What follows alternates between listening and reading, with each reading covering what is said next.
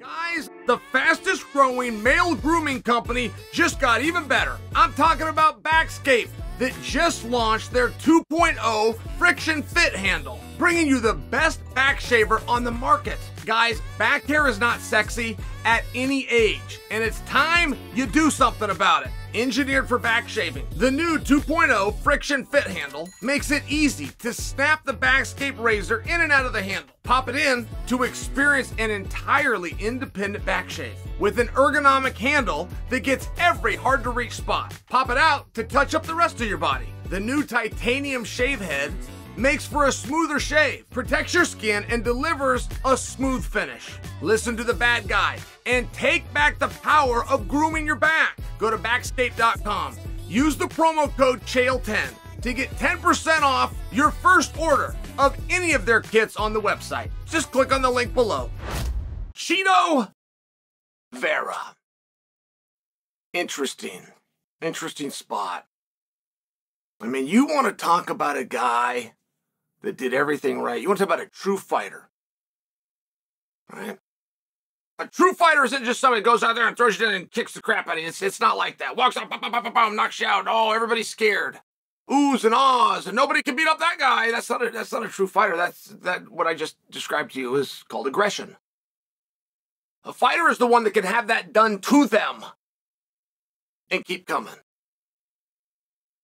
and get back up and find a way and keep their head down, their mouth closed, and one foot in front of the other, right? It's a very interesting thing. And Cheeto is a true fighter. I mean, it's so impressive. There's a number on Cheeto, and I'd have to go look it up. Okay, this is just off the top of my head. But Cheeto was either 4-2 or he was 2-4 at one point in the UFC. The guys that beat him were released. The guys that beat him had lost to the point that they were already released when he was still around. And I want to say, again, guys, top of my head, please don't be the research police, because my point is the same, but I think it was the night he fought Sean the first time. I think he was 4-2 going into that fight. But he might have been 2-4. So, he actually had a coach. Chito Vera gets called by a coach. Coach Christian calls him up and says he saw something. He saw something in him, and he saw something that Cheeto needed. And he threw an arm around him and said, hey, come see me. And Cheeto did. And the greats, right? The guys that can follow this code and the guys that make it from 4-2 or 2-4, we don't even know. We don't even know who beat them, right? What is it? Non-important guys, right? I mean, just not non-meaningful in terms of your memory and who you're going to stick around to see. Make it all the way to a world title fight. 1/2 of a $14 million live gate. That's incredible.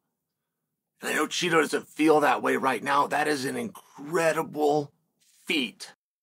And to get there, you beat Dominic Cruz, a guaranteed lock, future Hall of Famer. You beat him just to get there. Man, it really is impressive. And I don't think anybody's given Cheeto his due. Now, for those of you that weren't in Miami, you may not know what a big deal Cheeto was. Let me give you an example. I'm asleep. It's roughly 3 a.m. Miami time, right? I'm on the 14th floor, which represents the highest floor. I'm on the roof of a building. Down below, there is a chant in the street of Cheeto. Cheeto, Cheeto, Cheeto. Was so big and so many people, 14 floors up, I not only heard it, it woke me up. So, it's like, am I dreaming? Did this really happen? What's going on? The next day, I talked to Anthony Smith, woke him up too. And we still don't know who it was. And this was the day before the fight. That's what I'm trying to tell you, because Cheeto wasn't with them. Cheeto was at home, sound asleep, getting ready for the contest. This was some group, absent of Cheeto, that started a Cheeto Chant. And I could tell you several other stories like that. That's probably the number one, but I can tell you several like that. I covered this for ESPN. We covered it outside. And we had a perimeter so fans could come out and watch. I think they do that in the NFL. It's called Game Day. So we kind of stole this theme. It was a really great energy. After the fight, after Cheeto gets stomped for 25 minutes, there was a group that came out and they were still chanting Cheeto. It's a really interesting thing to have a group that still loves you when it's done. I mean, the British are like that for Hatton.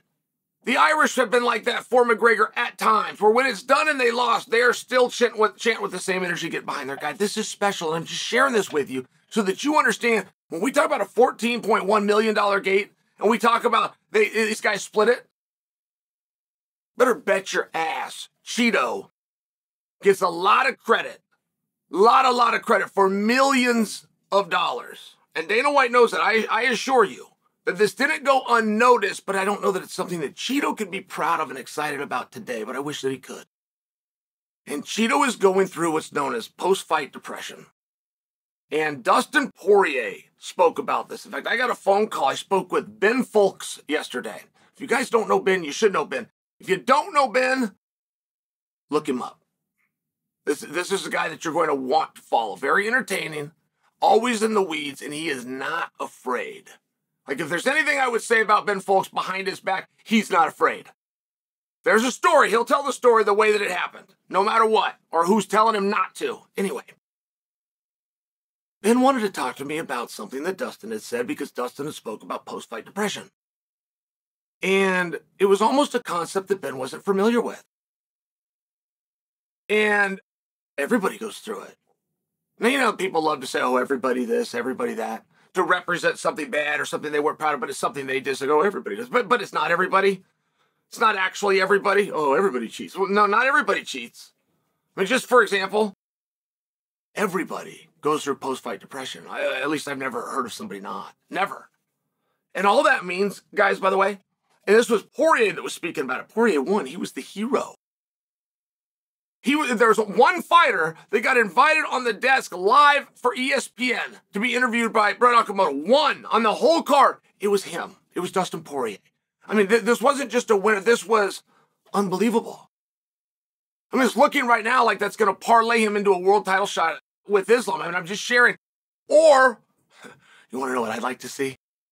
I'd like to see the trilogy. I'd like to see Poirier drawn to a title shot, but it happens to be against Gaethje for the BMF, if Gaethje can come out with that. Now, that's food for thought for another day. But what I'm talking about is if Poirier, in spite and in light of being recognized and doing such a great job, getting the ultimate pat on the back, right? The ultimate. If he's depressed, if he goes through a down, I'm just trying to offer for you, it's completely normal, including the winner. So now think about the guy that didn't win. And the reason that depression comes isn't because, oh, I lost and I got to wait to try again. Nah, that's a little piece of it. But the number one thing that does it is the purpose mixed with the attention. Having purpose every day when you wake up. You sit down to a meal, and as it goes into you've already counted all the, you're eating that for purpose, which is fuel instead of enjoyment. Most people will never in their life have a meal with purpose. So, I'm just sharing with you, right? Like, this is 24/7. Every phone call that you get, every interview you do, everything that you say, every time that you go through the door and you pick your partners and you say hello to your coach, it's all with purpose. And it's a goal and it's a drive in addition to the extreme rarity of attention. You all have a job. Do you ever get credit for it? Do you ever get noticed? If you do, if you have one guy in the office or on the job site that tells you, looks at what you did and says, good job. You know how good that makes you feel? Right? That's a very real thing. Sure it is. So now imagine being a fighter. I mean, just imagine. It's one of the very few jobs that you can do a good job and people will let you know. They'll see it and they'll recognize it and they'll remember it for years to come. It's a very rare and special thing. Can we agree? And then imagine it all gets taken back, just like that. Your phone that's going off, those interviews that you're getting asked to do, the purpose, the speculation, hey, if I win here, where's it take me? How big am I going to be? I got people coming. I got $14 million gate. I get half of it. There's $7 million, all credited to me. Everything's going great. Whew. and it just gets pulled back. Win or lose, it's over. I'm just sharing for you. That's a drug. It is absolutely a drug. Fame is a drug. And when it's gone, you just want it back. And Cheeto is in that spot right now. Cheeto is in that spot right now where he needs that. They took all of his drug. They took the supply. They took his supply and he wants it back. And when you get in that spot, you will do anything to get it. Which means, let's just say, for example, you've spent time saying how wonderful and how great you are. Let's just say you told good things about yourself. I gave to charities. I looked out for the homeless. I took care of the kids. Cheeto did not do these things. I'm saying, but let's say you did these things. They were all really good things. Even if you didn't, even if you never did anything for the homeless and what kids and what charity, but you're saying all these positive. You will go the other way if that's what it takes to get your supply of the drug, meaning you will say negative things if that's what it takes. I will do whatever it takes to get that supply. And Cheeto has now come out and he said that Sean was greased. I mean, just for example. And he didn't accuse him of cheating. In fact, he accused him of being in Sean's hair, and as he sweat, it came out. He didn't accuse him of cheating, but he did accuse him of greasing. It's just an interesting thing that Cheeto would not normally do. And I'm defending Cheeto right now. I'm covering for him. I'm letting you know. The hardest thing to do is take that supply, which we get through our iPhone. We get through that damn social media known as X. Hardest thing in the world is when you're in a post-fight depression to put that thing down. But Cheeto needs to put that phone down for 2 weeks. And I promise the world, his world, will look very different in a mere 14 days.